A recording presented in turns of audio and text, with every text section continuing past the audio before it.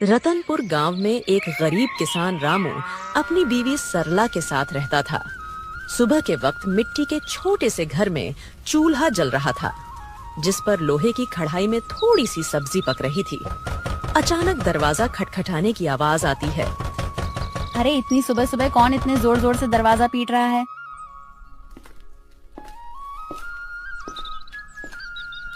दरवाजा खोलते ही सेठ हरीलाल गुस्से में लाल पीला खड़ा था, जो कि बहुत लालची और चालबाज है।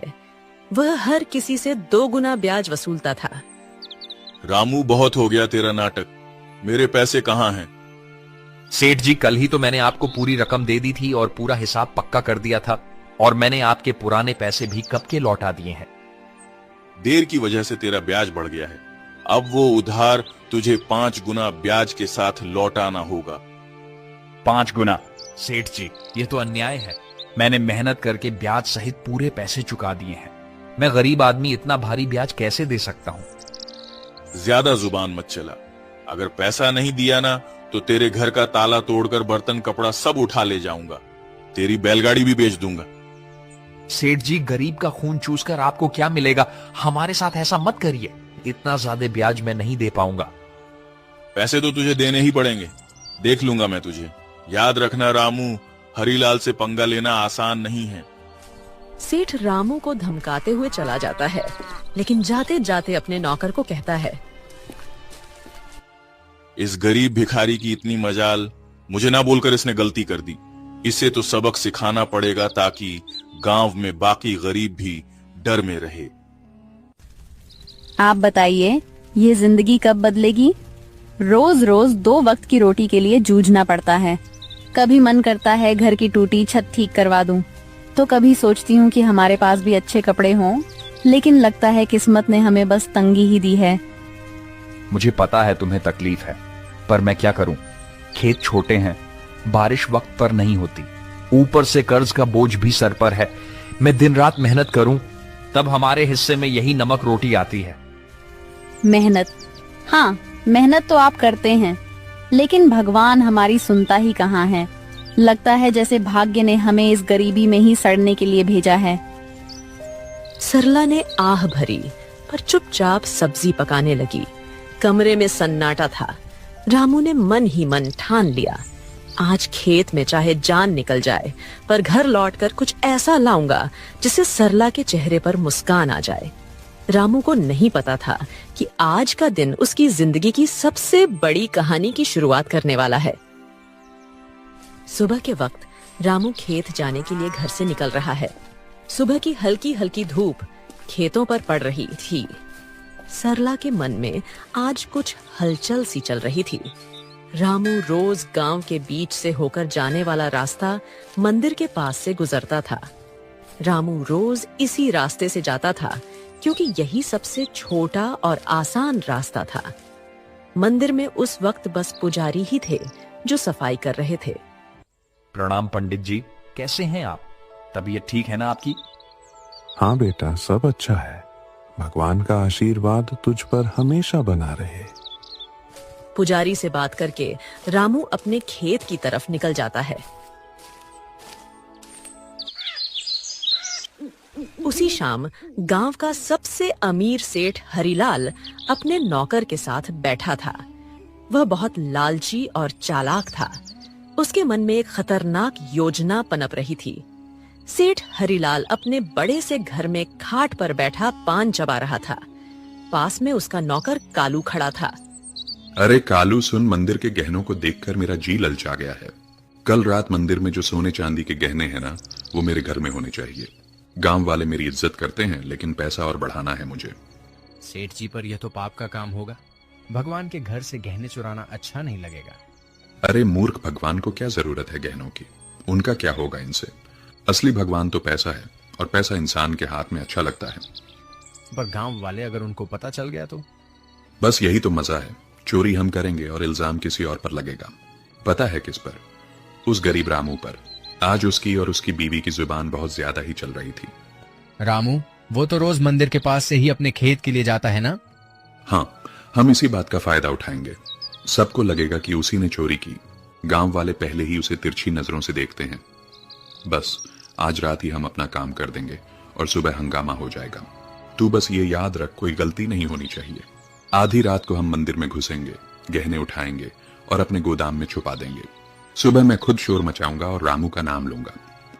कालू डरते डरते सिर हिलाता है और अपने सेठ की बात मान लेता है। रात का समय था। गांव में हर तरफ सन्नाटा था।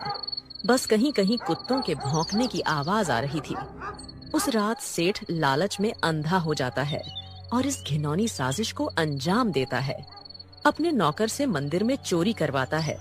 पास ही अंधेरे में एक काली बिल्ली म्याऊं करके गुजर जाती है, जैसे वो इस पाप की गवाही दे रही हो।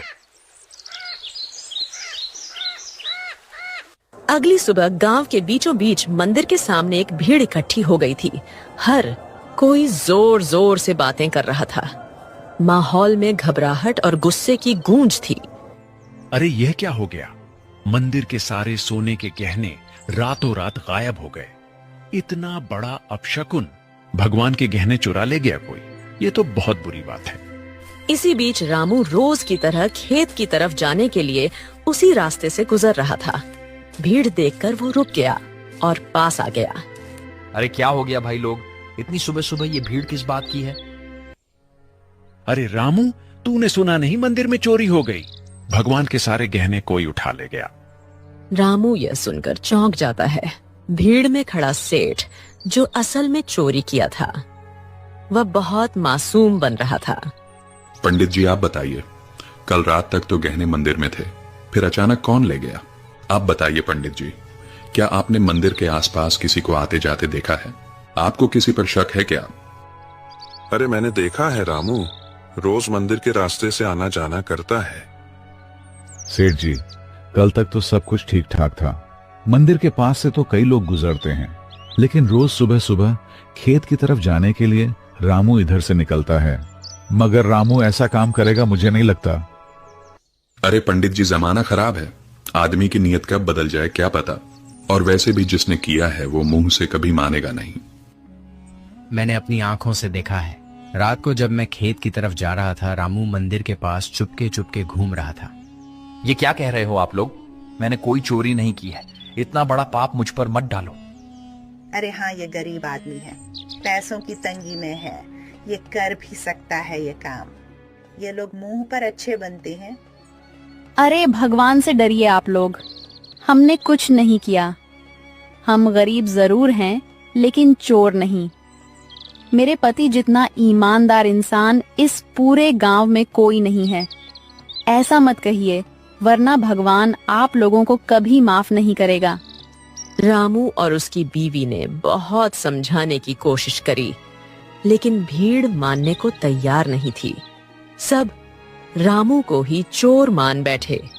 रामू और सरला की आंखों में आंसू आ गए, लेकिन भीड़ में कोई उनकी सुनने को तैयार नहीं था।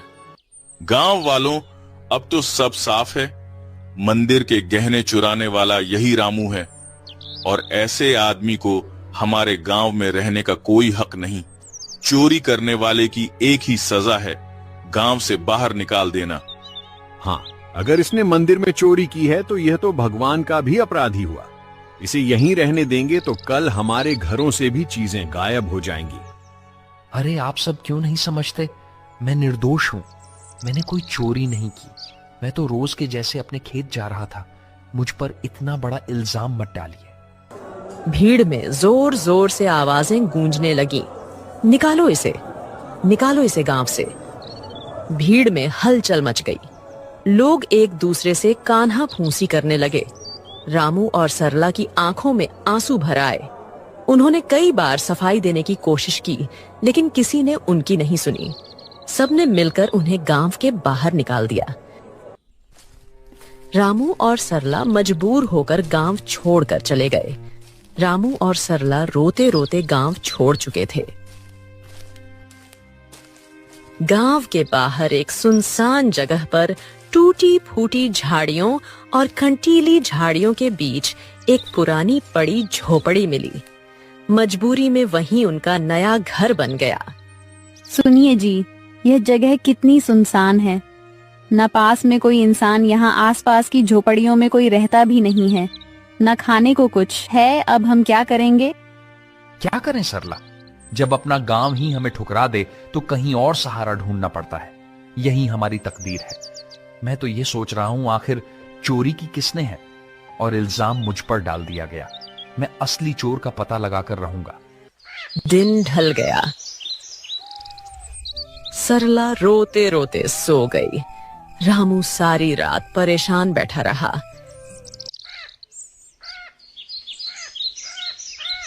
अगली सुबह जब रामू उठा तो उसने देखा कि सरला रो रो कर भूख से कमजोर हो गई है। सरला, तुम यहीं रहो, मैं कुछ खाने के लिए लाता हूं, फिर अपने खेत जाऊंगा दूसरे गांव से होते हुए। तुम दरवाजा अंदर से बंद करके आराम करो। इतना कहकर रामू जंगल की ओर चल गया।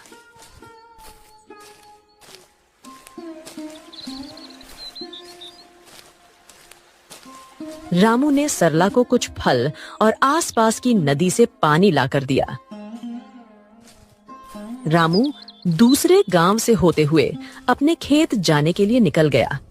अचानक घने जंगल में सामने से एक साधु बाबा प्रकट होते हैं। उनकी लंबी दाढ़ी और वस्त्र उन्हें अलग ही आभा दे रहे थे। रामू उनके पास गया। बेटा, तू कौन है?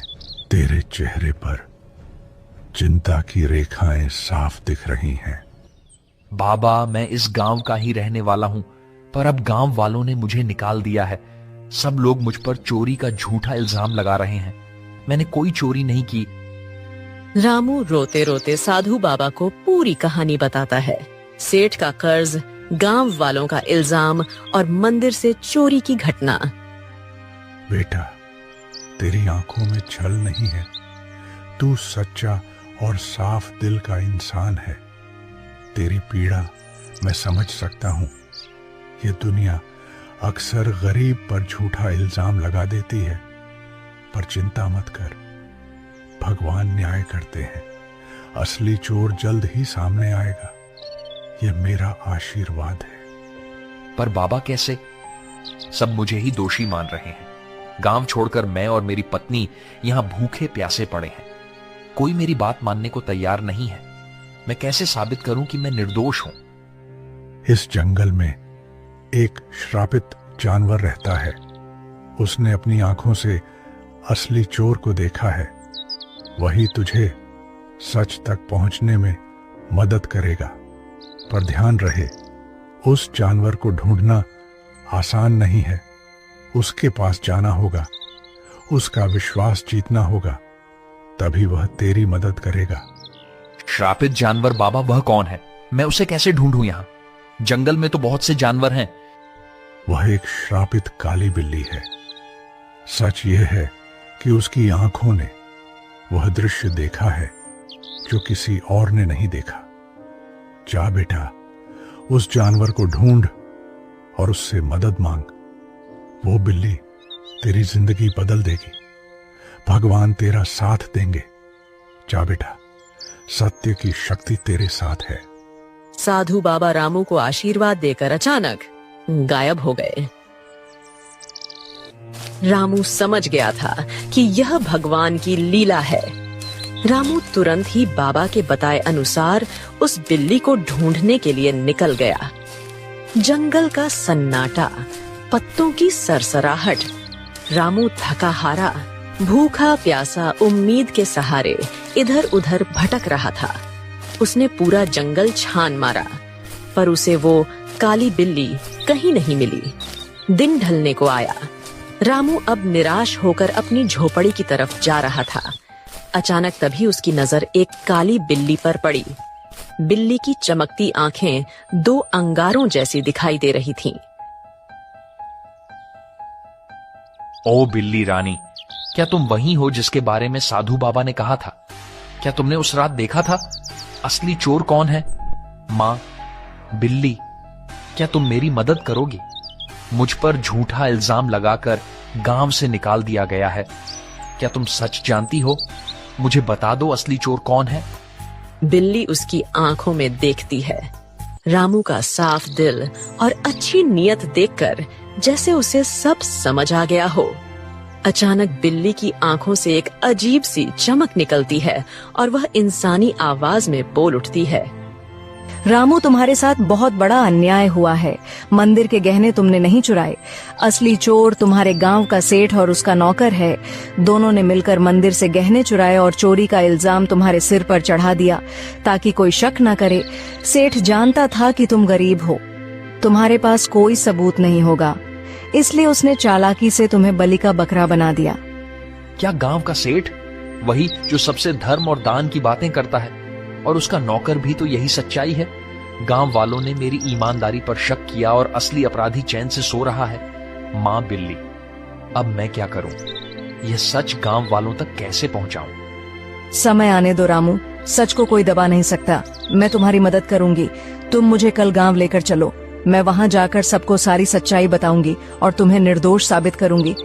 रामू को बिल्ली की बातें सुनकर राहत मिलती है।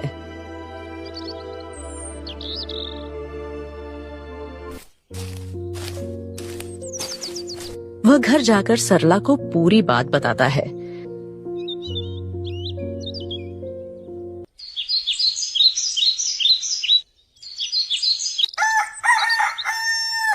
अगली सुबह रामू और सरला बिल्ली को लेकर गांव जाते हैं और सबको बुलाते हैं।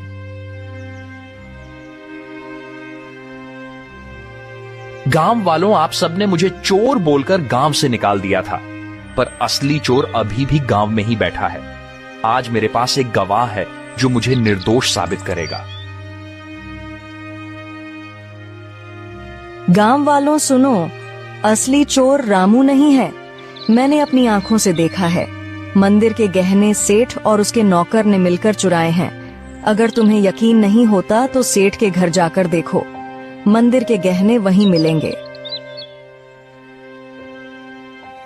अरे, यह बिल्ली बोल कैसे रही है? चलो हम जाकर देखते हैं सेठ के घर गहने हैं या नहीं। वैसे भी सेठ ही हमें हमेशा धोखा देता रहा है। बिल्ली को बोलता देख सब चौंक जाते हैं और गांव के कुछ लोग सेठ के घर जाते हैं। उनको गहने सेठ के घर में मिल जाते हैं।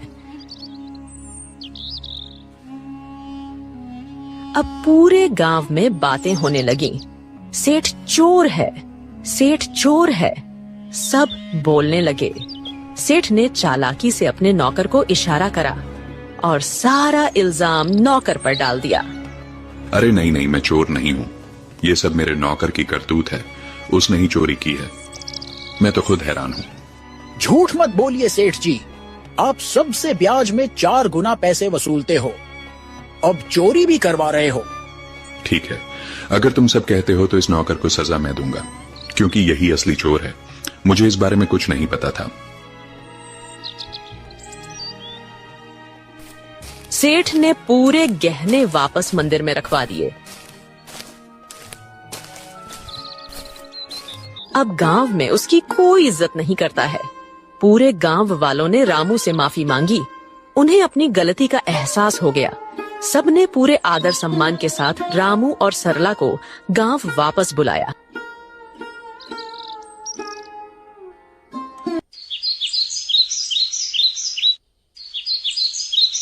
रामू और उसकी पत्नी सरला अब वापस अपने घर आ गए थे।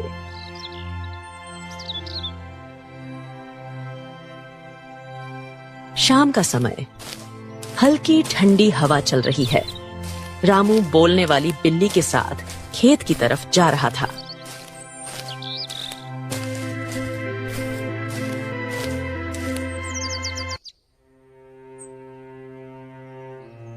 माँ बिल्ली, आज अगर तुम ना होती तो मेरी जिंदगी बर्बाद हो जाती। तुम्हारे ही कारण ही मुझे इज्जत वापस मिली। तुम्हारा बहुत बहुत धन्यवाद। रामू, अब मुझे तुमसे एक आखिरी बात कहनी है। अचानक तेज रोशनी बिल्ली के चारों ओर फैलने लगती है। बिल्ली चमकने लगती है और पल भर में वह एक सुंदर अप्सरा में बदल जाती है। रामू आश्चर्य से पीछे हट जाता है। अरे ये क्या हुआ? तुम अचानक अप्सरा कैसे बन गई? कौन हो तुम? हाँ रामू, मैं एक अप्सरा ही हूँ। मुझे स्वर्ग से श्राप मिला था। मैं इस श्राप से मुक्त होने के लिए ही धरती पर आई थी।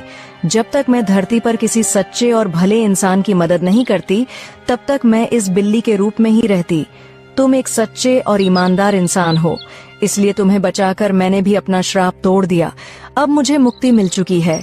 तुम्हारी ईमानदारी और भलाई ने मुझे श्राप से मुक्त कर दिया है। तुम्हारा बहुत बहुत धन्यवाद रामू। मैं बहुत खुश हूँ। मैं तुम्हें वरदान देना चाहती हूँ। तुम्हें जो चाहिए बेझिझक कहो। रामू की आंखों में चमक आ जाती है। वह भावुक होकर अप्सरा को प्रणाम करता है। देवी, मेरी जिंदगी गरीबी से घिरी हुई है। मैं दिन रात खेतों में मेहनत करता हूँ, मगर फसल कभी अच्छी नहीं होती। ऊपर से कर्ज का बोझ है। मेरे परिवार के लिए 2 वक्त की रोटी जुटाना भी मुश्किल हो जाता है। रामू, मैं तुम्हें वरदान देती हूँ। तुम्हारी परेशानी अब समाप्त होगी। जंगल के बीच में एक लाल फूल के पौधे के पास एक चमत्कारी फल का पेड़ है। वह पेड़ स्वर्ग से आया है। उस पेड़ का फल सिर्फ ईमानदार इंसान ही खा सकता है। तुम वहाँ जाओ और वह फल खाओ। तुम्हारे खेतों में समृद्धि होगी, कर्ज मिट जाएगा और जीवन खुशहाल हो जाएगा। बस याद रखना, तुम हमेशा इसे ही रहमदिल रहना, वरना तुम्हारी जिंदगी वापस वैसे ही हो जाएगी। सुखी रहो रामू। अब मैं चलती हूँ, अपना ख्याल रखना। रामू को वरदान देकर अप्सरा अचानक गायब हो जाती है।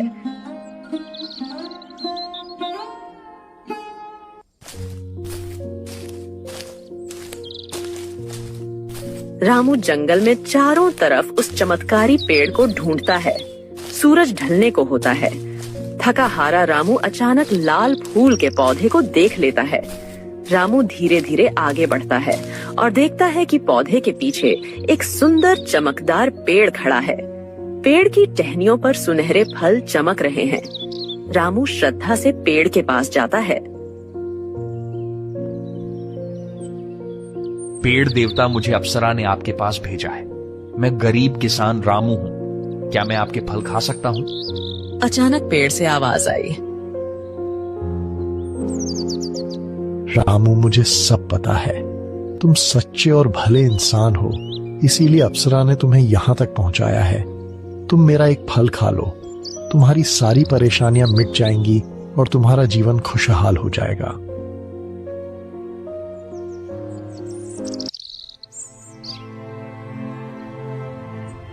रामू पेड़ से एक सुनहरा फल तोड़कर खाता है। अचानक उसके शरीर में एक अजीब सी ऊर्जा दौड़ जाती है। वह पेड़ को धन्यवाद करके अपने घर की ओर निकल जाता है। और जैसे ही वह घर के पास पहुंचता है, उसकी झोपड़ी एक सुंदर बड़ा आलीशान घर में बदल जाती है। रामू दंग रह जाता है। उसकी पत्नी बाहर आकर चौंक जाती।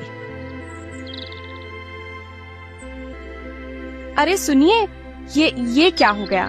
हमारी झोपड़ी कहाँ गई? इतना बड़ा घर कैसे बन गया? क्या यह घर हमारा है? हाँ प्रिय, ये सब भगवान की कृपा है। जंगल में मुझे एक अप्सरा मिली। उसने मुझे चमत्कारी पेड़ का रास्ता बताया।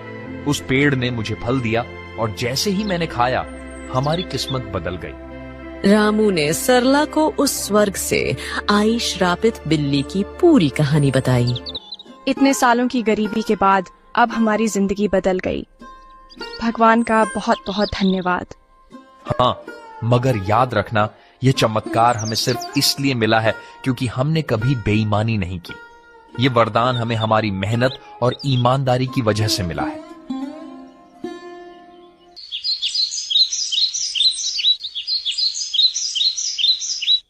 अब रामू और सरला अपने नए घर में खुशी से रहने लगे। पर रामू अब भी साधारण कपड़ों में ही रहता था। उसके अंदर जरा सा भी घमंड नहीं आया।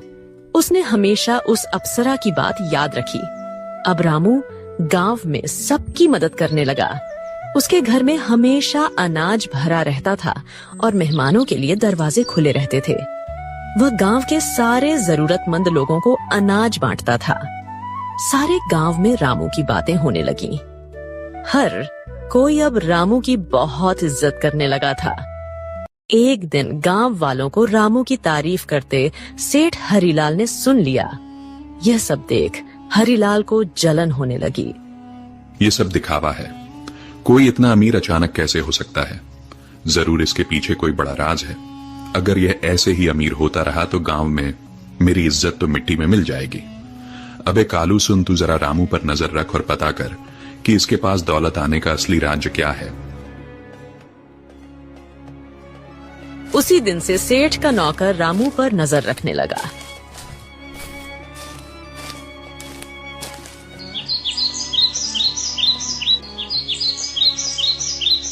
एक दिन सेठ का नौकर रामू का पीछा कर रहा था। उसने देखा कि रामू जंगल में जाकर उस चमत्कारी पेड़ से बात कर रहा है। कालू चुपके चुपके रामू की सारी बातें सुन रहा था।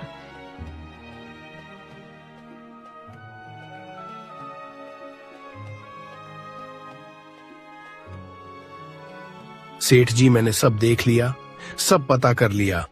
रामू उस जंगल के बीच वाले पेड़ से बात कर रहा था। उसने उस पेड़ का फल खाया है जिसकी वजह से उसकी गरीबी दूर हुई और वह अमीर बन गया। क्या सच में? तो चल अभी उसी पेड़ के पास चलते हैं। अगर रामू अमीर हो सकता है तो मैं क्यों नहीं? मैं तो उससे भी बड़ा अमीर बनूंगा। मेरे पास तो पहले से ही ताकत और पैसा है। उस पेड़ को मैं अपनी मुट्ठी में कर लूंगा।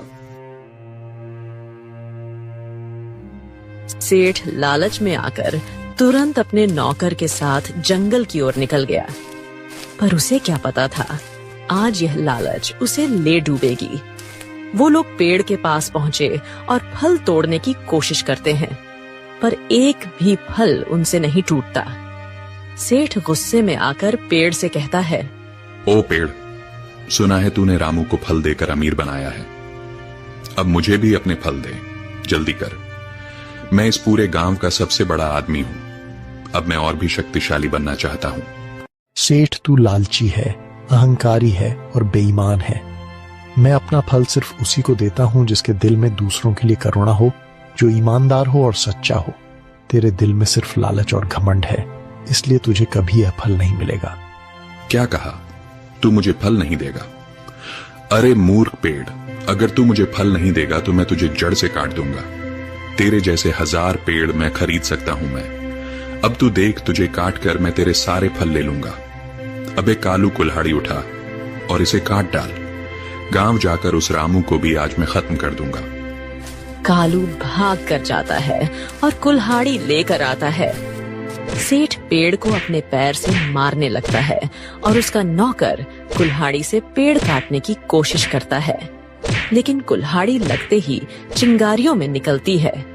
अचानक आसमान से बिजली गिरने लगी और तेज हवा चलने लगी।